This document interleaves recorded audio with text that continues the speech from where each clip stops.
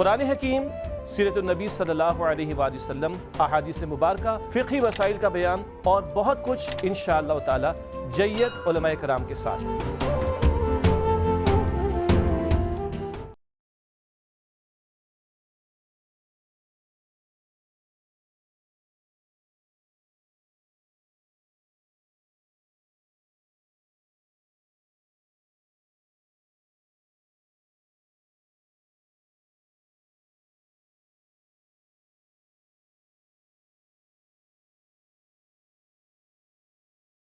اعوذ باللہ السمیع العلیم من الشیطان الرجیم، بسم اللہ الرحمن الرحیم، اللہم صلی علی سیدنا مولانا محمد وعلی آل سیدنا مولانا محمد کما تحب و ترضی بان تصلی علیہ، بلغ العلا بکمالہ، کشف الدجی بجمالہ، حسنت جمیع خصالہ، صلو علیہ وآلہ۔ ناظرین اکرام، السلام علیکم ورحمۃ اللہ تعالی وبرکاتہ۔ آج ایک بار پھر آپ کی خدمت میں پروگرام یہ سب تمہارا کرم ہے آقا کے ساتھ حاضر خدمت ہوں۔ آج جو ہمارے ساتھ مہمان ہیں وہ انتہائی مشہور و معروف ثناءخواں ہیں اور لوگ ان سے بہت محبت کرتے ہیں، ان کے مزاج کی وجہ سے، خوش گفتاری کی وجہ سے، ان کے نعت پڑھنے کے انداز سے، اور ایک طبیعت کے اندر ایک انتہائی انرجی کہہ لیجئے کہ جب بھی جہاں ملتے ہیں، دوستوں میں بیٹھتے ہیں تو ایک انرجی بھر دیتے ہیں دوستوں میں گفتگو کے ذریعے، اور جب نعت پڑھتے ہیں تو انتہائی انہماک کے ساتھ، توجہ کے ساتھ، عقیدت کے ساتھ نعت پڑھنے کا شرف حاصل کرتے ہیں۔ میری مراد الحاج محمد شاہ رخ صدیقی قادری صاحب۔ السلام علیکم ورحمۃ اللہ وبرکاتہ۔ السلام ورحمۃ اللہ۔ کیسے ہیں آپ؟ الحمدللہ۔ ناظرین کرام آپ سے بہت محبت کرتے ہیں اور چاہتے ہیں آپ کے بارے میں کچھ جاننا چاہتے ہیں کہ نعت کا سفر جو آپ جس کی وجہ سے آپ پوری دنیا میں جانے جاتے ہیں، پہچانے جاتے ہیں، لوگ آپ سے محبت کرتے ہیں، اس کا آغاز کیسے ہوا، ابتدا کیسے ہوئی، کچھ بتائیں اپنی ابتدا کے بارے میں۔ پیدائش کراچی کی ہے، کہاں کی؟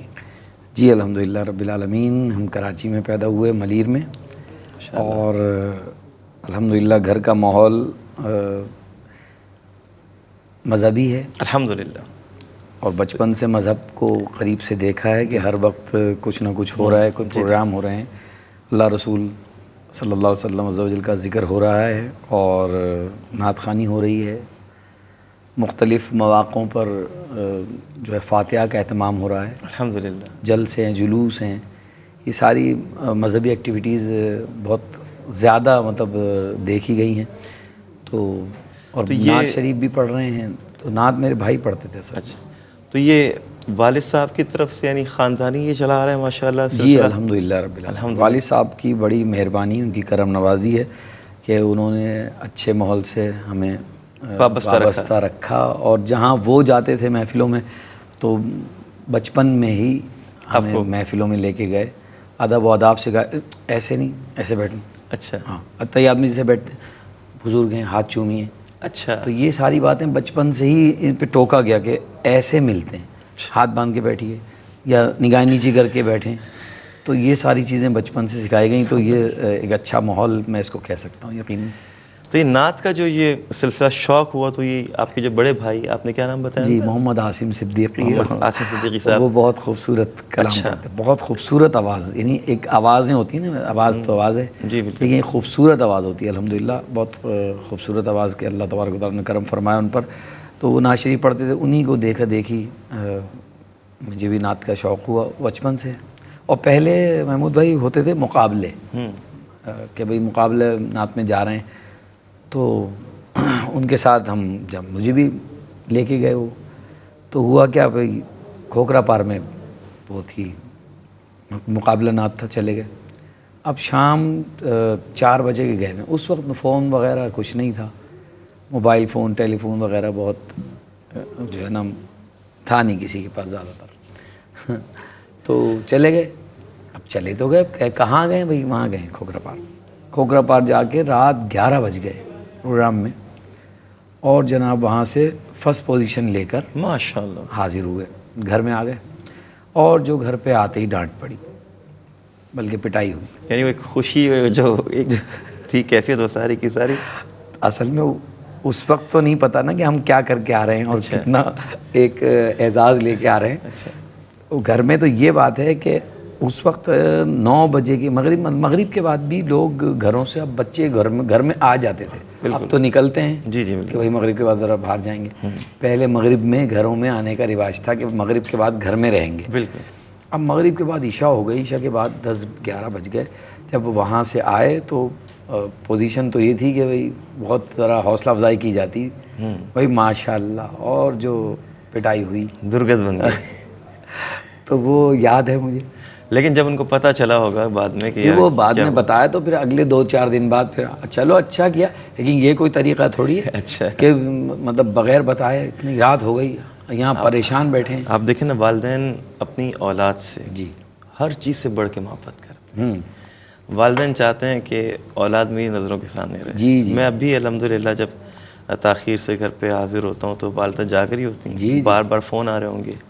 جب پہنچوں گا تو وہ بالکونی میں کھڑی ہوں گی ہاں کہ تم آتے نہیں ہو تو مجھے جب تک مجھے بے چینی رہتی ہے، سکون نہیں رہتا. وہ گیلری میں بیٹھی رہیں گی جب تک. یہ والدین کا خاصہ ہے نا، یہ والدین کا خاص ہے. تو پھر وہ یہ ہوا کہ وہ بڑا اچھا ایک، پھر اس کے بعد سے جو ہے وہ ایک گھر والوں کو یہ پتہ چل گیا بھائی ہاں اچھا بھائی ہمارا بچہ جو ہے وہ اس فیلڈ میں. پوزیشن آپ نے لی تھی، آپ کے بڑے بھائی نے لی تھی؟ میں نے لی. اچھا ماشاء اللہ. یعنی بھائی بھی تھے مقابلے میں شامل؟ جی نہیں، بھائی مقابلے میں میں آپ کو شامل تھا، ٹرین کر کے لے کے وہ مجھے وہ آپ کے ٹرینر تھے ایک طرح سے اگر کہا جائے تو.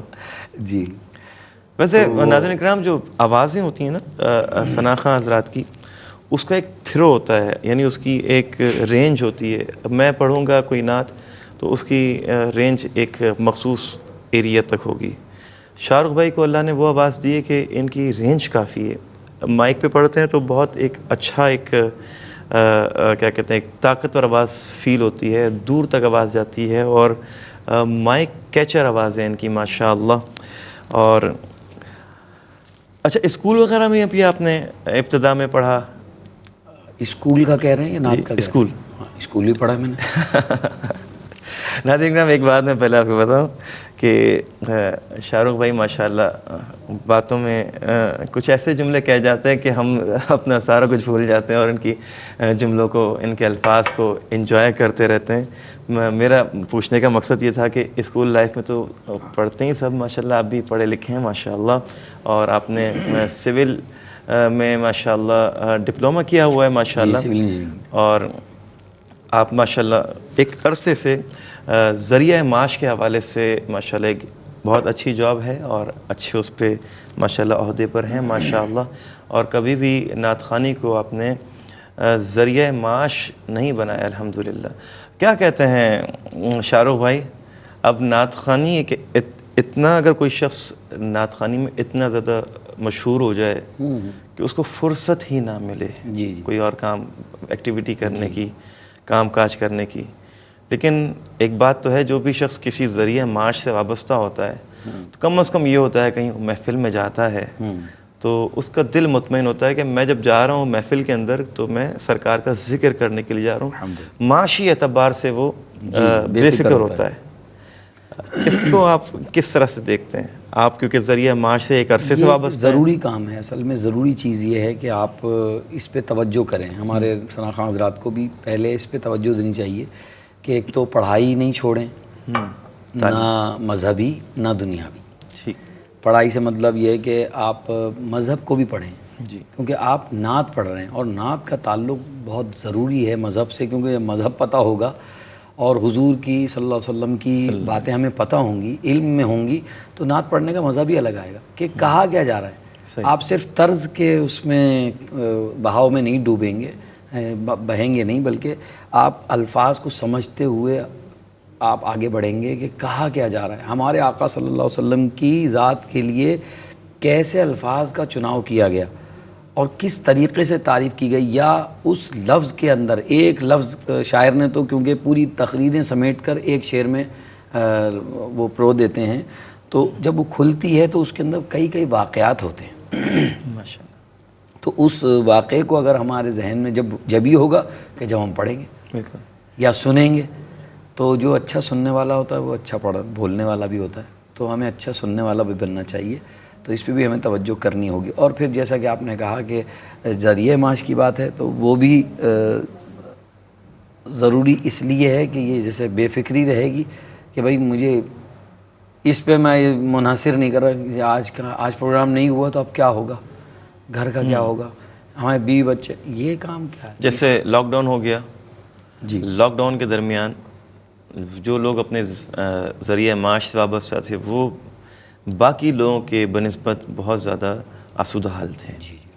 اور خاص طور پہ وہ احباب جو نوکری پیشہ تھے اور جن کے جو ادارے تھے مضبوط تھے, تو انہوں نے ماشاءاللہ اپنے امپلائز کا بھی. لیکن آپ حضرات کو توجہ کریں, دیکھیے ہمارے سینئر ثنا خاں بھی اس پہ بھی توجہ کرتے تھے, اور کئی ثنا خاں ایسے ہیں جن کو اعزازی نوکری دی گئی. بالکل آپ نے سنا ہوگا مختلف اداروں میں. جی کہ بھائی وہ اعزاز ہے کہ بھائی آپ نوکری, لیکن ان کی نوکری ہے کہ بھائی وہ باقاعدہ امپلائی ہیں وہاں پر, ان کو تنخواہ جاری کی جاتی ہے, اور کہ بھائی آپ آئیں گے, بھلے آپ نعت پڑھنے آئیں لیکن نوکری پہ آئیں. تو اسی طرح ہمارے تمام ثنا خان حضرات کو پہلے ان حضرات کو نا خاص مواقع کے لیے رکھا گیا. کوئی بڑی ہمارے یہاں کوئی میٹنگ ہوگی, کوئی کانفرنس ہوگی, کوئی اجلاس ہوگا, کوئی اہم کام ہوگا, یا پھر 14 اگست کے ایام جو منائے جاتے ہیں, ربیع الاول کا کوئی دن آتا ہے, تو اس میں ان کو مصروف کر لیا جاتا ہے تھوڑا سا. تو بس یہ ان کا ایک, لیکن ان کو بے فکری یہ تو تھی نا کہ بھائی ہماری نوکری ہے. بالکل بالکل. تو اسی طرح ثنا خان حضرات کو کوشش کرنی چاہیے کہ پڑھیں. ایک تو اسکول کالج چھوڑ دیتے ہیں, یا پھر نوکری نہیں کر رہے, ارے کیا کرنا ہے, سو رہے ہیں تو جاگیں بالکل تاکہ جگائیں. بالکل. ناظرین کرام, آپ نے دیکھا ہے کہ بہت اچھی گفتگو جاری ہے, اور ایک ایسا پہلو ہم نے چھیڑا ہے کہ ثنا خان حضرات اور نعت سے وابستہ اور دین سے متعلق جو بھی شعبے ہیں ان سے وابستہ لوگوں کے لیے انتہائی ضروری ہے کہ وہ اپنے معاش کے حوالے سے کوئی نہ کوئی ایسا ضرور لاہ عمل اختیار کریں کہ معاش کے حوالے سے وہ مطمئن ہوں, اور پھر جب دین کا کام کریں گے تو انشاءاللہ اس کی برکتیں اور زیادہ ملیں گی. ملتے ہیں آپ سے ایک مختصر سے وقفے کے بعد. ایک بار پھر خوش آمدید ناظرین کرام. الحاج محمد شاہ رخ صدیقی ہمارے درمیان رونق افروز ہیں, بہترین ثنا خاں حضور اکرم صلی اللہ تعالیٰ علیہ وسلم کی بارگاہ میں عقیدتوں کا نذرانہ پیش کرتے ہیں. شاہ رخ بھائی سے کچھ حالات و واقعات پر بات چل رہی ہے کہ نعت خوانی میں کیسے ابتدا ہوئی, کس طرح سے نعت خوانی کے ماحول کو دیکھتے ہیں, اور نعت خواں حضرات کے حوالے سے بڑی اہم بات, اور دین کے حوالے سے دیندار طبقے سے اور شعبے سے تعلق رکھنے والوں کے حوالے سے بڑی اہم بات ہماری جاری تھی. کچھ اور بات بھی کرتے ہیں ساتھ ساتھ. شاہ رخ بھائی, گھر والوں کی طرف سے اور جو کم سنی میں جو ابتدا کی آپ نعت خوانی کی, اس میں کن احباب سے, کن بزرگوں سے آپ کو بہت سپورٹ حاصل ہوئی؟ علماء میں, گھر والوں میں, دوست احباب میں, یا اسکول لائف میں اگر ٹیچرز کی طرف سے, کس طرح سے آپ دیکھتے ہیں اس کو؟ دیکھیے بچپن میں تو ہم مسجد میں ہی پڑھ رہے تھے, اور آپ کو پتہ ہے خوب پہلے آج سے 25-30 سال پہلے خواتین کا میلاد گلیوں میں ہوتا تھا. تو یہ ایک ذرا محلے, جہاں محلے تھے, اب تو محلے میں برابر میں کوئی کسی کو نہیں جانتا, لیکن پہلے محلے ایسے تو پورا محلہ ایک دوسرے کو جانتا تھا کہ اب پھر اس میں ڈیسائیڈ پورا محلہ کرتا تھا کہ محفل کب ہوگی. تو خواتین کا میلاد ہو رہا ہے, اس میں بچپن میں ہم نے پڑھا ہے, اس کے اندر بھی پھر مسجد میں محفلیں ہو رہی ہیں تو مسجد میں چلے گئے, تو کسی نے کہہ دیا یہ بچہ اچھی نعت پڑھتا ہے, اسے پڑھوا لینا ذرا, تو پڑھ لیا. پھر اس کے بعد یہ سلسلہ چلتا رہا جی نعت خوانی کے حوالے سے. پھر گھر کی سپورٹ یہی تھی کہ بھائی اچھا بھائی پڑھ لو, جا کے جاؤ, زیادہ تعریفیں منہ پہ کرنے کا رواج نہیں تھا کہ بھائی خواہ خواہ کے غرور تکبر نہیں آئے. ٹھیک ہے. تو حوصلہ افزائی اس طرح ہوئی, اور مسجد میں گئے, پھر اسکول میں ماشاءاللہ یہ اسمبلی میں جو ہے وہ نعت پڑھنے کا روزانہ کا ایک دور گزرا ہے, اور ایک شوق ہوتا تھا کہ بھائی پورا اسکول کھڑا ہے اور ہم جو ہے نا وہ جھنڈا پکڑ کے نعت شریف پڑھیں گے یا ترانہ پڑھیں گے. یہ ایک اس نے حوصلہ بہت بڑھایا. پھر ایک اسکول کی اسمبلی بہت زیادہ اہمیت کی حامل ہے. جی اس میں بہت مزہ بھی آتا. اور جمعے کا صلاۃ السلام مسجد کا, اچھا جمعہ کا صلاۃ السلام پڑھنے, کیونکہ بچپن تھا اس وقت تو پڑھنے میں نہیں آتا تھا, صرف ہم پڑھتے تھے کھڑے ہو کے, لیکن شوق یہ تھا کہ آگے ہو کے پڑھیں, بالکل مائک کے قریب جا کے, جیسے آج کے بچے بھی ماشاءاللہ آگے بڑھ کے پڑھتے ہیں. تو یہ اللہ کی مہربانی ہے. پھر صلاۃ والسلام پڑھنے والے بن گئے اور میں تقریباً ایک ہی مسجد میں 15-20 سال میں نے صلاۃ والسلام پڑھا ہے. ماشاء اللہ. ہر جمعے کی میری روٹین تھی, پابندی تھی. پھر ابتدا میں کن بزرگوں کی طرف سے آپ کو بہت زیادہ حوصلہ افزائی ملی جن سے آپ کا بڑا تعلق رہا؟ پھر جب ہم محفلوں میں جانے لگے تو بزرگ, چونکہ مجھے شروع سے علماء کو سننے کی بھی ذرا ایک شوق ہے, تو مسجد میں بھی میں بیٹھ کر جو ہے وہ ایک ہمارے احمد رضا خان مروت تھے ہماری نورانی مسجد میں, تو مجھے وہ بہت پسند تھے. ان کا جو جمعے کا خطبہ, اور آپ کے ذہن میں یہ بھی ہے کہ میں ذرا نقلیں کر لیتا ہوں. نقل مقصد بے ادبی کے طور پہ نہیں ہے, پر مجھے ایک شوق ہے. تو یہ نقل کا جو آغاز ہوا وہیں سے ہوا. کہتے ہیں بزرگوں کی اچھوں کی نقل اچھا. تو وہ اچھوں کی نقل اس لیے تھی کہ میری داڑھی بھی نہیں آئی تھی نا, داڑھی کا مطلب پتہ بھی نہیں تھا, لیکن مجھے داڑھی کا ایک شوق تھا کیا آ جائے. ہاں کہ آ جائے, کیونکہ وہ جو امام صاحب ہمارے تھے وہ جب ممبر پہ بیٹھتے تھے نا تو یوں کرتے تھے. وہ یوں جب کرتے تھے نا تو مجھے بڑا اچھا لگتا تھا. اچھا ہماری داڑھی تھی نہیں, اچھا تو ایک شاپر آتا تھا, شاپنگ بیگ کالے کلر کے, وہ میں نے یوں لگا لیا. اب گھر میں صوفے کے یہاں سائڈ پہ بیٹھا ہوں, شاپر کو یوں کر رہا ہوں. ایک یہ نقل کا. اچھا جس طرح وہ خطبہ دیتے تھے تو مجھے بچپن میں خطبہ یاد ہو گیا تھا. اچھا ماشاء اللہ. کیونکہ مجھے تو نقل کرنی تھی کہ بھئی جیسے انہوں نے کرا یوں کر کے ممبر پہ بیٹھے میں, اور میں بھی الحمدللہ نحمدہ ونستعینہ, جس طرح انہوں نے الفاظ, ان کا لہجہ جو تھا نا, تو یہ بچپن سے مجھے لہجہ بنانے کی ایک شوق بھی تھا. اور پھر وہ پتہ نہیں لوگوں میں مشہور ہو گیا تو یہ باتیں آگے بڑھ گئیں, ورنہ یہ خاموشی کی بات تھی, کسی کو پتہ نہیں تھی. پھر اس طرح حمد علی قادری صاحب سے میری بڑی عقیدت الحمدللہ رہی. اور جو بزرگ میں سنتا ہوں, کیونکہ علماء کو سننے کی مجھے ذرا شوق ہے, تو میں سنتا رہتا ہوں, اور جیسے وہ بول رہے ہوتے ہیں تو وہ میرے ذہن میں آ جاتی ہے. تو میں اس بات کو یاد کرنے کے لیے انداز اپنا لیتا ہوں, تو اس لیے مجھے بہت ساری باتیں یاد بھی رہ جاتی ہیں. تو ان بزرگوں کی شفقتیں بھی رہیں, ان کے ساتھ اسوار بھی رہے علماء کے ساتھ. الحمدللہ رب العالمین, بہت کرم. حمزہ علی قادری صاحب کے ساتھ تو میں ان کے گھر پہ حاضر ہوتا تھا, ان کے ساتھ سفر کیا ہے, مدینہ شریف کا سفر ان کے ساتھ ہوا ہے. کبھی ان کے سامنے انہی کے انداز میں بات کرنے کا بھی کبھی ملا وہ موقع؟ اصل میں لوگ کہتے تھے, ذرا ان کو بتا بھی دیا کہ کسی نے کہ حضرت یہ آپ کی جو ہے وہ انداز میں بہت بولتے ہیں. مجھے معلوم ہے, تو مجھے شرم آتی تھی اصل میں یہ ذرا کہ ان کے سامنے کوئی بے ادبی نہ سمجھے کوئی کہ میں بے ادبی کر رہا ہوں. مقصود بے ادبی الحمدللہ نہ ہے, نہ تھی, نہ ہوگی انشاءاللہ. لیکن یہ بزرگوں کا خاصہ ہے کہ بس ان کی مہربانی کہ انہوں نے اس بات پہ شفقت ہی فرمائی کہ ہاں چلیں کوئی بات نہیں, ہماری اگر ہماری طرح بول رہے ہیں تو اچھا ہے بولیں. کیونکہ اس سے فائدہ کیا تھا کہ جو وہ بول رہے تھے نا, جو ان کا بولنا تھا, جو ان کی گفتگو تھی, وہ تو دین کی بات پر مشتمل تھی نا.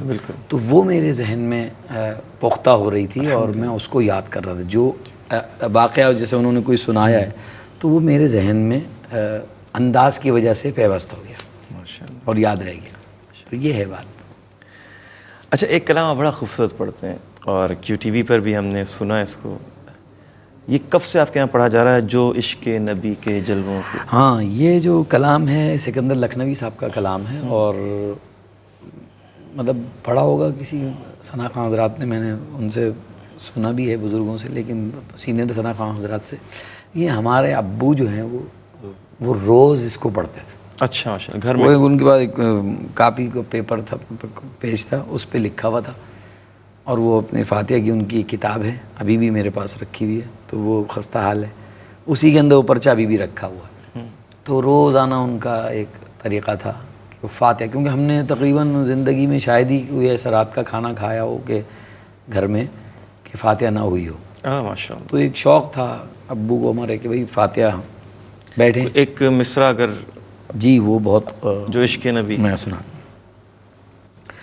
جو عشق نبی کے جلووں کو سینوں میں بسایا کرتے ہیں، اللہ کی رحمت کے بادل ان لوگوں پہ سایہ کرتے ہیں، مخلوق کی بگڑی بنتی ہے، خالق کو بھی پیارا جاتا ہے، جب بہر دعا محبوب خدا ہاتھوں کو اٹھایا کرتے ہیں، جو عشق نبی کے جلووں کو۔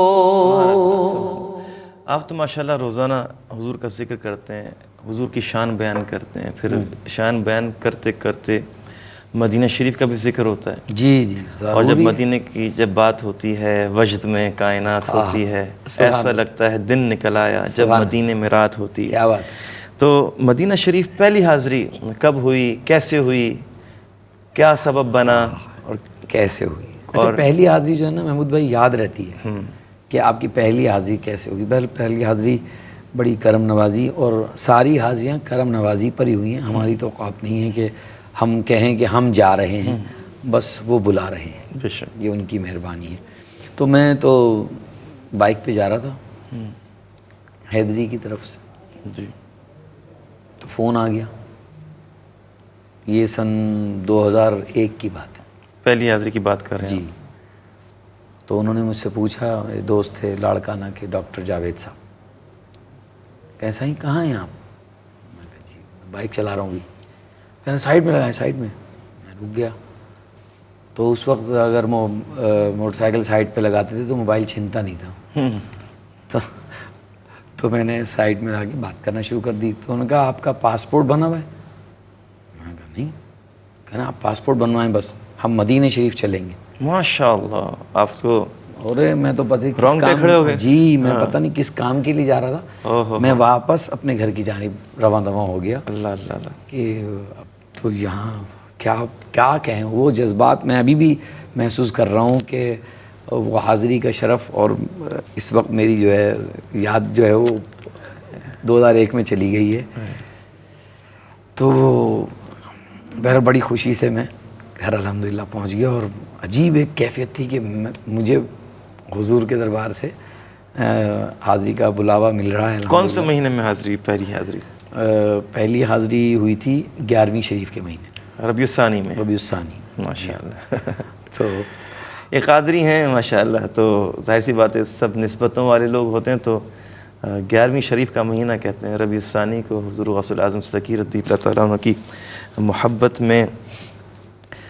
اچھا، یہی اسی دوران آپ کا پہلا البم نعت خوانی کا ساری چیزیں؟ جی البم آ چکا تھا میرا، اچھا 98 میں اچھا۔ پہلا البم تو یہ تھا۔ کن نعت خواں حضرات سے متاثر ہو کہ آپ نے یہ اس وقت جو ہے وہ پہلی نعت جو میں نے پڑھی تھی وہ تو صدیق اسماعیل صاحب دامت برکاتہم عالیہ، ہمارے ملک کا سرمایہ، بہت بڑے ثناخواں، بڑی شفقتیں ان کی، بڑی سارے شفقتیں، ثناخواں جی ہاں۔ کوئی یہ نہیں کہہ سکتا کہ میں نے ان کو نہیں سنا یا ان کو کاپی نہیں کیا، یہ ان کی بہت خدمات ہیں وطن عزیز کے لیے، اور خاص طور پہ نعت کے لیے۔ تو وہ پڑھتے تھے، پھر فصیح بھائی کو سنا جاتا تھا اور پڑھا جاتا تھا، جی ہاں، اور فصیح بھائی کو بہت لوگ پڑھتے تھے۔ تو مجھے بھی ایک شوق تھا، جیسا کہ میں نے آپ کو کہا کہ تھوڑا سا انداز کا مجھے عادت ہے، تو فصیح بھائی کی میں آواز میں نے۔ ناظرین کرام، ہم بریک پہ جا رہے ہیں، فصیح الدین سہروردی صاحب کے انداز میں ایک مصرع سنتے ہوئے۔ تو فصیح بھائی کے انداز میں میں نے جو ریکارڈ کرا، طیبہ بلا لو شاہ مدینہ، طیبہ بلا لو شاہ مدینہ، ہو گیا مشکل ہجر میں جینا، طیبہ بلا لو شاہ مدینہ. ویلکم بیک ناظرین، ایک بار پھر خوش آمدید. ہمارے درمیان موجود ہیں الحاج محمد شاہ رخ صدیقی قادری. شاہ رخ بھائی، ماہ ربیع الاول کا ایام چل رہے ہیں. جی جی ماشاء اللہ.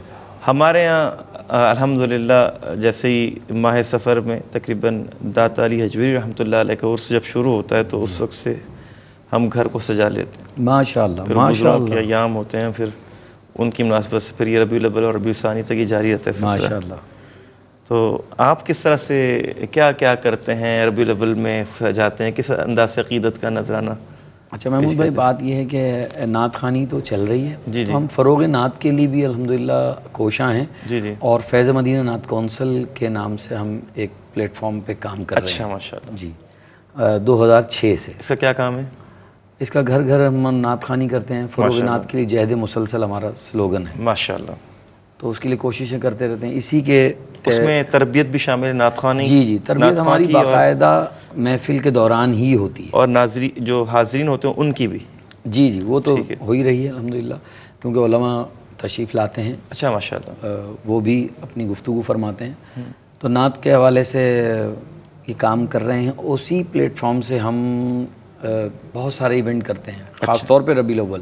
ویسے تو میرا پاکستان واک 14 اگست کو ہم اس کے پلیٹ فارم سے. اچھا ماشاء اللہ، یہ تو بہت اچھی بات ہے. دیکھیں ملک، ہم حضور کا ذکر تو کر ہی رہے ہیں ماشاء اللہ، لیکن فروغ نعت سے تعلق رکھنے والے لوگ، محب وطن جو سچے پاکستانی ہیں ماشاء اللہ، وہ دیکھیں، اب دیکھیں 14 اگست کو بھی ایک محب وطن اپنی محبت کا اظہار کرتے ہیں، یہ ایک واک کے ذریعے سے. یہ بھی ایک انداز ہے. جی. اور استقبال ربیع الاول کے موقع پہ بھی ریلی کا اہتمام ہوتا ہے. ماشاء اللہ. پرچم گشائی ہوتی ہے. اچھا ماشاء اللہ. جی. تو باقاعدہ کوئی خاص جگہ ہے جہاں پہ ہر سال پرچم جی گشائی ہوتی ہے؟ ایک ہم نے جگہ ہوس کی ہوئی ہے، وہاں پر تشریف لاتے ہیں علماء کرام، تشریف لاتے ہیں، عوام آتی ہے بہت ساری. ماشاء اللہ. اور خاص طور پر 12 ربیع الاول کے دن کئی سالوں سے الحمدللہ یہ طریقہ ہے کہ پابندی ہے جلوس. 10-15 سال ہو گئے اس کو. جی جی، جلوس کی پابندی ہے. اچھا ماشاء اللہ. یعنی وہ اہتمام بھی الحمدللہ مجھے سعادت حاصل ہے کہ میں خود اس کو ارینج کرتا ہوں اور علماء کرام کی خدمت میں حاضر ہوتا ہوں، ان کو دعوت دیتا ہوں. اور اب سب کو پتہ ہے کہ ہمارے FMNC کے تحت، فیض مدینہ نعت کونسل کے تحت جلوس جو ہے وہ اس مقام سے اس مقام تک جائے گا. اور یہ 12 ربیع الاول کے دن ظہر کے بعد سے مغرب تک ہم الحمدللہ اچھا ماشاء اللہ نعت خوانی کا سلسلہ اور جلوس کا اور جھنڈے اور بڑا اہتمام ہوتا ہے اس کے ساتھ. ماشاء اللہ. نعت خوانی اور ہمارے جو ثنا خواں ہیں، مشہور و معروف ثنا خواں، اس میں تشریف لاتے ہیں، اپنی عقیدتوں کا اظہار کرتے ہیں. تو سب یہ مل جل کر ایک بہت عظیم الشان سلسلہ مغرب تک جاری رہتا ہے. اور پھر گھر تو آپ کو پتہ ہے جیسے آپ نے سجایا، تو الحمدللہ ہمارے ابھی کوشش کرتے ہیں کہ ربیع الاول سے پہلے ہم سجا لیں. حالات آپ کے سامنے، لیکن پھر بھی الحمدللہ یہ کام جاری رہے گا، کیونکہ صدقہ تو سارا انہی کا ہے. بالکل بالکل. یعنی یہ جو جتنے بھی ایکٹیویٹیز اس طرح کی ہوتی ہیں اس میں لوگوں کو ایک ہر سال انتظار ہوتا ہے اور سب کو پتہ ہے کہ یہ ہونا ہے اور جانا ہے. جی ہاں. ہم بھی بچپن میں بہت زیادہ شرکت کرتے تھے جی جلوس میں الحمدللہ. اور اس کے بعد ایکٹیویٹیز کا بھی شوق ہے نا، ذرا ایک نظام بنا رہے ہیں اور چل رہے ہیں. بہت کوششیں خود ہی کرتا ہوں، تو بہت زیادہ ایک اب رمضان کا ایک پروگرام ہم کرتے ہیں بہت سارے اس طرح. یہ فیض مدینہ نعت کونسل کے تحت بہت سارے ہمارے ایک پلیٹ فارم مل گیا ہے، تو اس کے تحت نعت خوانی اور مقابلے اور یہ ساری چیزیں چلتی رہتی ہیں. تو اب مصروف رہتے ہیں ماشاء اللہ. یعنی اگر دیکھا جائے تو ایک قائدانہ صلاحیت جس شخصیت میں ہوتی ہیں ماشاء اللہ، وہ تمام خوبیاں، وہ ساری مہارتیں ماشاء اللہ ہمارے الحاج محمد شاہ رخ صدیقی صاحب میں موجود ہیں ماشاء اللہ. اچھا، ARYQTV ایک عرصے سے دین کی خدمت کر رہا ہے. فروغ نعت لے لیجئے اور قرآن پاک کی تعلیمات کے حوالے سے دیکھ لیں، علماء کرام مسائل لوگوں کے جو ہیں وہ اس حوالے سے دیکھ لیجئے، مختلف موضوعات پر اور دیگر حوالوں سے. کیا ایک تاثر آپ کو ملا ARYQTV کے ذریعے؟ ٹی وی کی جب بات آتی نا جی، تو بس ٹی وی پہ کوئی ڈرامہ کہتا ہے، کوئی فلم کہتا ہے، کوئی کرکٹ، کوئی کھیل کود، لیکن جب کوئی QTV کہتا ہے نا تو ذہن فوراً مذہب کی طرف چلا جاتا ہے. یہ ایک خاصہ ہے QTV کے لیے، اور QTV کا خاصہ ہے کہ اس میں الحمدللہ مذہبی ایکٹیویٹیز زیادہ پیش کی جاتی ہیں، بلکہ یہی پیش کی جاتی ہیں، نعت ہے، بات ہے، حضور کی ذکر ہے، اور کیو ٹی وی تو ہر موضوع پر، ہر موقع پر الحمدللہ کوئی نہ کوئی پروگرام لے کے آتا ہے، جس سے بہت پوری دنیا جو ہے اس سے فائدہ اٹھاتی ہے الحمدللہ۔ اللہ تعالیٰ تمام ٹیم کو سلامت رکھے، اور جس طرح ذوق و شوق کے ساتھ کام ہو رہا ہے، اور یہ اس کو اللہ استقامت عطا فرمائے۔ عامر فیاضی بھائی ہیں اور دیگر ان کی ٹیم ہے، ماشاءاللہ یہ کام کر رہے ہیں، اللہ ان کو برکت عطا فرمائے۔ آمین یا رب العالمین۔ کوئی مدینہ شریف اتنی بار ماشاءاللہ آپ کو شرف ملا حاضری کا، حرمین شریفین جانے کا موقع ملا، حج بیت اللہ کی اور عمرے کی سعادتیں حاصل ہوئیں ماشاءاللہ آپ کو، کوئی ایسا واقعہ وہاں کا حرمین شریفین کا سنائے کہ بس تڑپ اٹھے کہ انسان اور بس؟ اچھا، اس میں یہ ہوا کہ میں حاضر ہوا جب ہم، جیسے میں نے آپ کو بتایا کہ وہ کیفیت میں یاد ہے، یہ پہلی حاضری تھی۔ اچھا، پہلی حاضری میں اور ڈاکٹر جاوید صاحب ہم دو ہی تھے اس وقت، نہ کوئی گروپ تھا، نہ کوئی بہت بڑا قافلہ تھا، ہم دو چلے گئے۔ تو غار ہرا کا ایک ذوق تو کیونکہ پڑھا ہوا تھا اور کتابیں پڑھ کے ہی گئے تھے کہ بھئی یہ یہاں جگہ جانا، اور غار ہرا تو آپ کو معلوم ہے کہ بہت کیفیت والی جگہ ہے۔ تو وہاں میں حاضر ہوا، اور نیچے سے ہم پہاڑ کی طرف جانے لگے، تو نیچے چھوٹی بچیاں کھڑی ہوئی تھیں، انہوں نے کہا ذرا مویا مویا۔ اب ہمارے ذہن میں یہ نہیں تھا اس وقت تک کہ غار جو ہے وہ اوپر ہوگا، ابھی یہ بھی نہیں پتا، غار تو ہے بھئی، غار نیچے کہیں ہوگا۔ تو کہنے مویا، میں کہنے مویا کیا کرنا، یہ رہا پہاڑ۔ تو ہم ایسے ہی سمجھ رہے ہیں، کبھی پہاڑ پہ چڑھے نہیں تھے، بہرحال تھوڑا اس کے کہتے ہیں نا وہ ایک مقولہ ہے نا کہ کہاوت ہے، اب آئے اونٹ پہاڑ، ہاں اب حاضر۔ تو ہم پہاڑ کے نیچے جب آئے تو وہاں پر جانے لگے، تو پیاس کی شدت تھی۔ اب میں اور وہ دو آدمی، ثانی کا مہینہ، اور جی اگر ہم دیکھیں 11-12 بج رہے ہیں دن میں، اللہ اکبر۔ اور یہ انگریزی کون سا مہینہ تھا؟ ابھی مجھے وہ تو یاد نہیں ہے، اچھا، لیکن گرمی تھی بہرحال، اچھا شدید چل رہی تھی۔ اب ہم چلے جا رہے ہیں، 50% پہاڑ پہ چڑھ گئے، اور پیاس سے گلا ہمارا خشک ہو رہا ہے، اور غار پتہ نہیں ہے کہاں ہے۔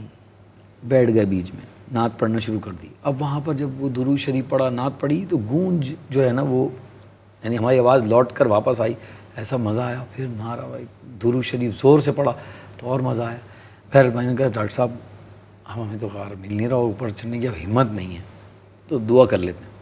اب دعا، ہوا بھی چل رہی تھی، گرمی بھی تھی، ہوا بھی چل رہی تھی۔ دعا کے دوران 4-6 بوتلیں جو منرل واٹر وغیرہ پانی کی بوتلیں خالی ہوا کے ذریعے وہ نیچے گر گئیں۔ ایک دفعہ گری تو ڈر سا لگ گیا، کیا ہو گیا؟ پھر دعا مانگ مشغول ہو گئے، پھر دوبارہ گری، یہ ہوا سے ہو رہا ہے۔ میں کہا ڈاکٹر صاحب اور آگے چلتے ہیں، یہ اوپر سے کچھ پھینک رہا ہے، کوئی ہو سکتا ہے کوئی اور اوپر ہو، چل۔ اب 75% پہنچ گئے۔ آپ یقین کریں محمود بھائی، گلا میں کہتے ہیں کانٹے چبھ رہے ہیں، ایسے ہی کانٹے چبھ رہے تھے، اور کوئی پہاڑ پہ نہیں تھا، میں اور ڈاکٹر جاوید۔ اور وہاں پر ایک چھپرا سا لگا ہوا تھا، اور وہاں 2 کین کھلے رکھے تھے، کھلے رکھے ہیں؟ جی، اللہ۔ اور اس میں کسی نے نہیں پیا۔ اچھا، وہ کولڈ ڈرنک، اور ٹھنڈی نہیں تھی، لیکن بس وہی 2 وہ ہم نے پی۔ میں کہا ڈاکٹر صاحب دیکھ لیں ادھر ادھر، کوئی کسی کا ہے تو نہیں، پہاڑ پہ کوئی نہیں تھا۔ اللہ، وہ ہم نے پی لیا، اور آگے چلے تھوڑا سا، تو وہ ڈاکٹر صاحب کو چکر آنے لگے، ان کو واپس میں نے چھوڑا۔ اب میں اکیلا اوپر پہنچا، وہ ڈی فریزر رکھا، اس کے پیچھے ایک بندہ سو رہا ہے۔ میں نے کہا بھائی صاحب غار ہرا جانا ہے، کہہ رہے ہیں آپ اتر جائیں، چڑھ کے آئیں، کہہ رہے تھوڑا سا نیچے جا کے۔ وہاں میں نے اس سے 1 ریال کی بوتل لی، وضو کرا، نماز پڑھی وہاں اوپر ہی۔ پھر میں وہاں سے اتر کے، آپ نے غار ہرا دیکھا ہوگا کہ وہاں 2 پتھر ایسے بڑے بڑے رکھے ہیں۔ ایک تصور آتا ہے کہ اگر پیارے آقا صلی اللہ علیہ وسلم وہاں سے گزرے ہیں تو ان پتھروں سے یقین مس ہوئے ہوں گے، تو اس میں سے گزرنے کا، اور میں اکیلا اور کوئی نہیں ہے، اور یقین کریں ایسے رونگٹے کھڑے ہو رہے ہیں۔ اور پھر غار ہرا آ گیا، اور میں تھا اور غار ہرا تھا، اور وہاں سے میں نے غار ہرا میں سے جو ہے وہ نماز ادا کی، اور غار ہرا ایسے ایک محراب سی بنی ہوئی، وہاں سے میں نے کعبے کے مینار دیکھے ہیں، اللہ اکبر، بالکل بالکل، یہ 2001 میں، کیونکہ بلڈنگز کم تھیں، تو وہاں پر جب وہاں سے میں واپس آیا تو مجھے ایک کتاب میں ایک کلام ملا، تو وہ میں بار بار پڑھتا ہوں، وہ آپ اس کیفیت کو سنیں. نہ پوچھو ان آنکھوں سے کیا دیکھ آئے، ہے نہ پوچھو ان آنکھوں سے کیا دیکھ آئے، دیار حبیب خدا دیکھ آئے، نہ پوچھو ان آنکھوں سے کیا دیکھ آئے، مقام اجابت کی تنہائیوں میں، مقام اجابت کی تنہائیوں میں، وہ انوار غار ہرا دیکھ آئے، نہ پوچھو ان آنکھوں سے کیا دیکھ آئے. تو یہ ایک کیفیت تھی جو مجھے یاد رہتی ہے، اور یہ کیونکہ پہلی حاضری کیفیت تھی تو اس لیے اور زیادہ میرے ذہن میں رہتی ہے. بہت خوبصورت سفر تھا. پھر وہاں حاضری دی میں اکیلی، کافی دیر شرف حاصل رہا، پھر واپس آیا. میں نے ڈاکٹر صاحب کے لیے دعا کر دی، آپ کو تو چکر آ رہے تھے. بہرحال پھر ہم وہاں سے ماشاء اللہ واپس آ گئے. بہت حضور اکرم صلی اللہ علیہ وسلم کے ذکر کی محفلوں میں جو جا کر ایک لطف، ایک کیفیت عطا ہوتی ہے، یقیناً جو عادی ہو جاتے ہیں، جن کو اس بات کی ایک عادت ہو جاتی ہے، ان کو بغیر حضور کے ذکر کے نہیں آتا، لطف نہیں آتا. آپ اس کا اندازہ اس بات سے بھی لگا سکتے ہیں کہ سید حمزہ علی قادری صاحب رحمۃ اللہ علیہ روزانہ محفلوں میں تشریف فرما ہوتے جاتے تھے، اور بڑے بڑے اجتماع میں انہوں نے خطابات کیے ہیں، تقریریں کی ہیں. ان کو اتنا اس کی عادت تھی کہ وہ جب آخری دنوں میں بیمار شدید ہو گئے تو وہ آکسیجن ان کے لگی ہوئی تھی، مگر وہ آکسیجن باکس ساتھ لے کر محفلوں میں حاضر. میں کہا حضرت آپ آرام، نہیں محفل حضور کی محفل، کہتے ہیں انہی محفلوں سے ہم حضور کی محفل میں جائیں گے. تو یہ جو عادت کی آپ نے بات کی نا، کہ جن کو یہ عادت ہو جائے تو وہ پھر کتنے بیمار بھی ہوں تو وہ کہتے نہیں محفل سجانی چاہیے، کہ جب کہیں سے نہیں ملتی ہے سکھوں کی دولت، تیرے دیوانے تیری محفل کو سجا لیتے. ناظرین کرام، اکثر ایسا ہوتا ہے کہ لوگ کہتے ہیں کہ ہمارے یہاں محفل تھی لیکن فلاں صاحب گھر میں بیمار ہو گئے تو ہم نے محفل جو ہے پوسٹ پون کر دی، آگے بڑھا دی تاریخ. میں تو کہتا ہوں ایسا موقع ہو تو لازمی محفل کرنی چاہیے تاکہ اس کی برکت سے مریض جو ہے وہ شفا یاب ہو. الحاج محمد شاہ رخ صدیقی صاحب ہمارے درمیان رونق افروز تھے. یہ نشریاتی تقاضے تھے تو بڑا سنبھل کے بات کرنی پڑی. بہت ہنسی اور مزاح آپ کا ایک اچھا شغل ہے ماشاءاللہ، جہاں بھی جاتے ہیں مسکراہٹیں بکھیرتے ہیں. لیکن ظاہر سی بات ہے نشریاتی تقاضوں کے تحت ہم اپنے حدود میں رہتے ہوئے بہت ساری باتیں کی، اور یہ ان کا یہ ایک انداز بھی ناظرین نے دیکھا ہوگا اور محسوس کیا ہوگا کہ جو واردات قلبی اور جو کیفیات ہیں دل کی، وہ انہوں نے آج بیان کی ہیں. اللہ کریم سے دعا ہے کہ اللہ تعالیٰ ان کو سلامت رکھے. سرکار مدینہ صلی اللہ تعالی وسلم کا جس طرح ایک زندگی کے ساتھ ذکر کرتے ہیں، ایک محبت کے ساتھ ذکر کرتے ہیں، اللہ تعالیٰ ان کی نسلوں میں سلسلہ ہمیشہ میرے والدین کی مغفرت کے لیے ضرور، اور ان کے والدین کی مغفرت فرمائے، ان کے اساتذہ کی مغفرت فرمائے. اور یہ جو فروغ نعت کا سلسلہ ہے، اور ARYQTV نے جو نعت خواں حضرات سے متعلق ایک خوبصورت پیغام، ایک خوبصورت پروگرام آپ تک پہنچایا ہے، اور اس کا مجھے آپ کے فیڈ بیک کا انتہائی شدت سے انتظار رہے گا. دعا میں یاد رکھیے گا. کل تک کے لیے اجازت دیجیے. السلام علیکم ورحمۃ اللہ تعالیٰ وبرکاتہ.